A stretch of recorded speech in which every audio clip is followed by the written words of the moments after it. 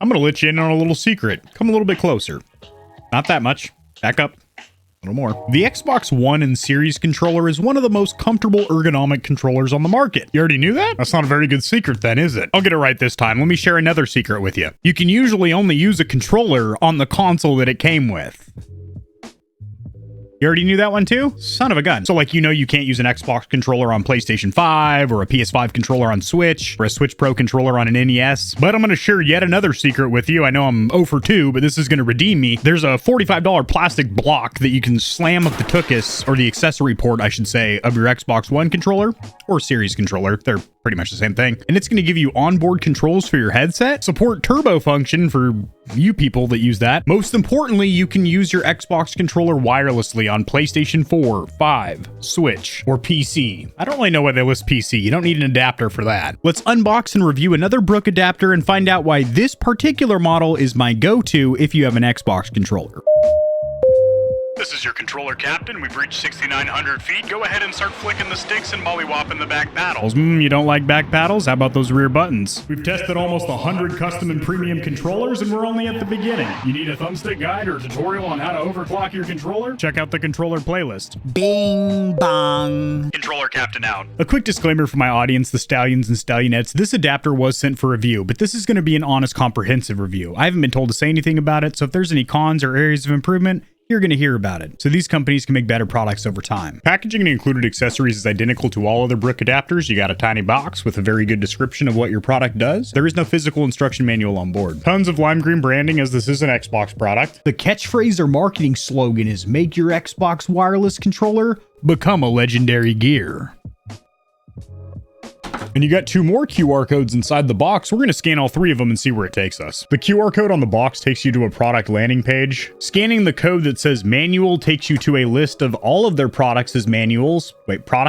All of their products manuals. And you're going to have to scroll down to XOne, which, I mean, if this is alphabetical, you may be scrolling for a fair chunk of time. And the instruction manual you're going to find from scanning the manual QR code and scrolling down to your model is the full product instruction manual. As for what you're seeing on this page after scanning the QR code that says firmware, that is only a 2-page manual explaining how to firmware update your device by plugging it into the PC. A little confusing. It'd be cool if they could integrate that into one QR code that would just take you to one landing page for that product, where you can do everything, such as read the digital instruction manual or update the firmware. Lifting this section of the box out, you do have a couple of holographic Brook stickers, and you have your adapter held in there like that. And how that's going to hook up, as you can see in the bottom of your controller, it's going to use the 3.5mm headphone jack as well as the accessory port in the middle. And then at the top of the controller, you're going to plug in this USB-C cable. Now, as it is USB-C and they do not include a micro USB adapter, you're not going to be able to use this on Xbox One controllers. This is specifically going to be used on Xbox Series controllers that are using USB-C. So with all adapters, I recommend you update the firmware to its latest patch or update prior to trying to use it. I have had some issues in the past, specifically with Xbox controllers being forced on PS4. I think it's because it has the touchpad, 6-axis motion sensing, and the LED light bar, which all has functionality in-game, and all that needs to be translated or remapped into an Xbox controller, which isn't a huge issue as long as you're on the latest update. You know how I said earlier you couldn't use this with an Xbox One controller? You could if you got the adapter that's meant for the Xbox One controllers. It's called Micro B, and it uses a micro USB port as opposed to Type-C.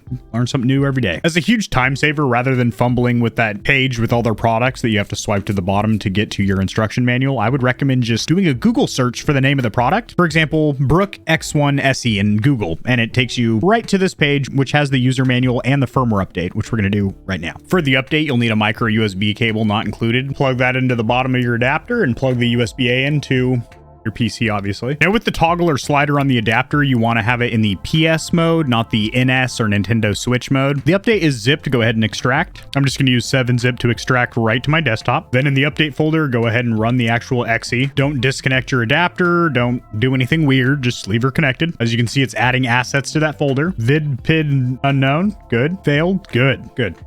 That's what you like to see. Not a big deal. I have a troubleshooting page open. Could cut this out of the video. Not going to. You're going to experience it with me. Okay, I did that. Okay, I did that. Yeah, that wasn't very useful. So unfortunately, after some troubleshooting off camera, I'm still unable to do the firmware update. So Brook, please make the update process suck less for the customer. I will say it might be on my end because I am on Windows 11. I'm sure some people that are trying to do this update will be on Windows 11 as well. I don't know if that's the issue or not, but there is clearly an issue here. This is the online instruction manual, and it's actually pretty damn good. Shows you how to bind up wirelessly with all the different platforms, how to carefully install this module around your thick ass paddles in the back of your Elite, and of course what all the buttons, doohickeys, and doodads do on this thing. Two features or functions that all Brook adapters have that I don't personally use is going to be turbo function. So if you want to make a semi-automatic gun fully automatic by pulling down the trigger, you can do that. I don't recommend using that in any kind of competitive multiplayer situation or else you're a scumbag. And the other one can be very useful. That's button remapping. So if automatically the buttons are not bound to what they should be. For example, pushing down on the PS4 touchpad isn't bound to the function button on an Xbox controller as it's supposed to be. You can bind them, and that is clearly laid out how to do that in the instruction manual. I've never needed to do that. Luckily, each Brook adapter has automatically just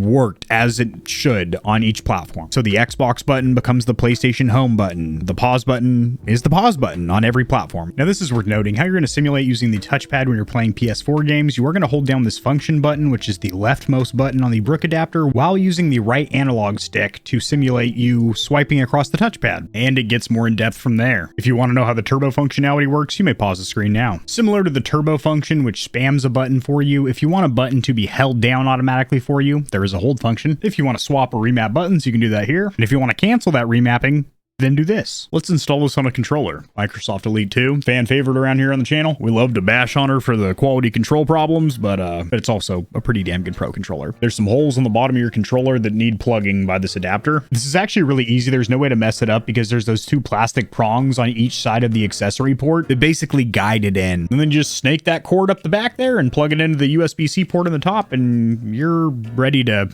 have your way with the competition. This is why they don't have me making catchphrases for the boxes. Have your way with the competition. Show them the two-knuckle shuffle. Brook. Holy moly. So one thing I will say immediately that you do notice when it is connected to something like an Elite Series 2, which feels very premium in the hand. It's a hefty controller. It's got a soft touch rubberized faceplate, rubberized grips, etc. And then you feel this Brook adapter, and it does feel incredibly cheap and chintzy, and it looks and feels out of place on this controller. Like if you run your fingertip from here down to the adapter,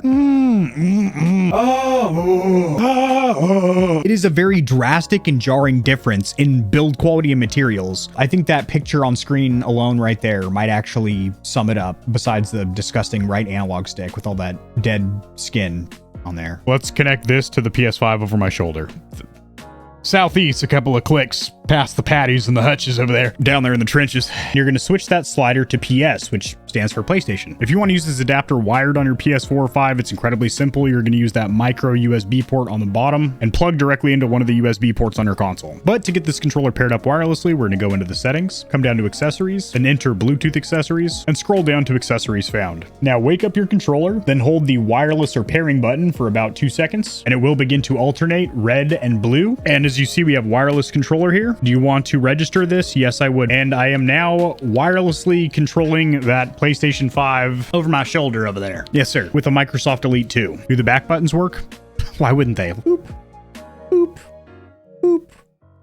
It wouldn't have worked without the sound effects, trust me. Now, you are going to get a little error notification in the top right saying, hey, you can't use this controller whenever you try and launch a PlayStation 5 title. However, you are going to be able to play PS4 games on your PS5. It looks like PlayStation has announced the new gray camouflage collection for the DualSense controller, Pulse 3D headset, and the little flappy bits on the PS5. Your controllers are still going to make use of their power save function, so after 10 minutes of inactivity, the Series 2 cut off. But luckily, since this has already been paired to the PlayStation 5, simply turning the adapter on, as you can see, I'm up and running again, browsing the PS5. Go ahead and turn the PS5 off. Good night, sweetheart. On your Nintendo Switch, which is getting savage glare right now, I apologize for that. Enter the controller menu, click the slider on the adapter to NS for Nintendo Switch, and power on the controller. Go ahead and hold down the pairing button, and it will begin to flash red and blue. Then go into change grip / order. You do not need to press down on the left and right triggers as you do with most controllers. It will automatically pair up just by having the adapter in the pairing mode. And as you can see, I am controlling my Switch. with my Elite. That's a thumbnail right there. So the cons are areas of improvement, then the pros, and then who I think this adapter is right for. The adapter worked just fine without being able to successfully do a firmware update. However, it still isn't reassuring or comforting to get several failed alerts when you're trying to update the firmware, especially for something like a controller adapter, considering modern controllers get updates rolled out constantly. You know this. How many times do you fire up your Xbox Series X or your PlayStation 5 just to get a notification saying, hey, update your controller? So eventually it will get to a point where a controller firmware will not be compatible with the Brook adapter if it cannot be successfully updated. Also, something to note, you will need a PC, a personal computer, to do that update. So it'd be cool if they had maybe an application where people could flash the update from their smartphone to the adapter via Bluetooth, because a lot of people actually don't have a computer in their house, which I know is insane. I don't recommend it. I think every household should own a personal computer, but there are tons of households out there that don't have a computer. They do everything on their cell phone. Granted, the laundry list of things you can do on a PC that you can't do on a phone is, you know,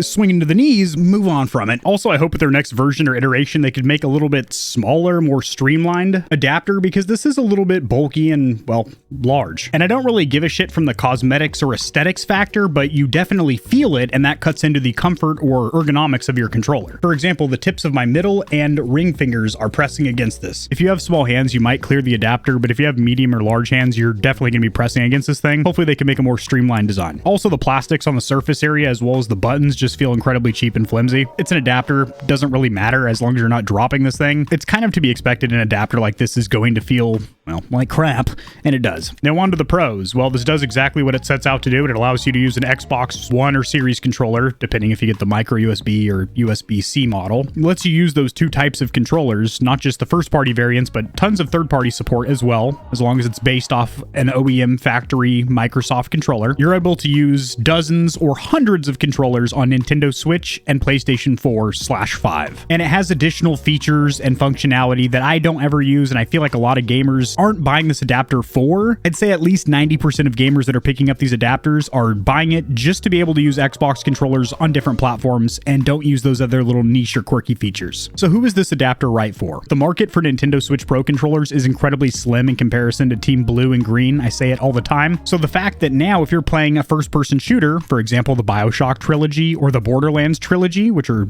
two ones that I do enjoy playing on the Switch, I can now use my Elite 2 or my Scuf Instinct Pro or my Hex Rival. And being able to play PS4 games with this is pretty sweet as well. I wish there was some way to force compatibility for PS5 titles. Granted, you wouldn't have support for the haptic feedback and adaptive triggers, but at least you'd still be able to force compatibility to use an Xbox controller playing a PS5 game. Unfortunately, that has not been possible with any controller or adapter manufacturer yet. Overall, this is a pretty damn sweet adapter, and I do recommend it if you like the comfort of Xbox controllers and you like those Nintendo and Sony exclusives, but not a big fan of their controllers. This adapter is linked in the description below, and I'll see you tomorrow.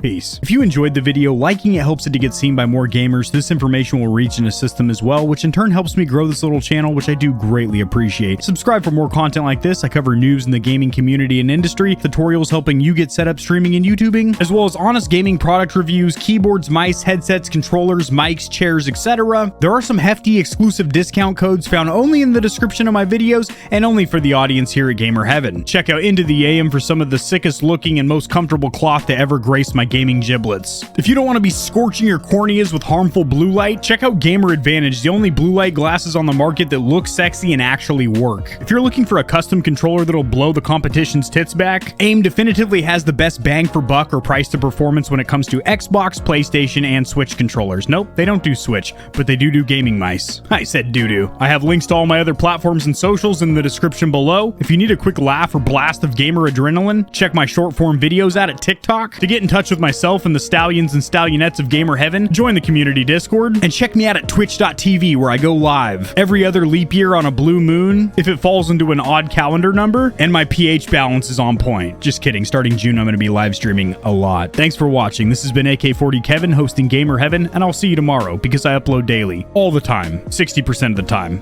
sometimes, most of the time. Peace.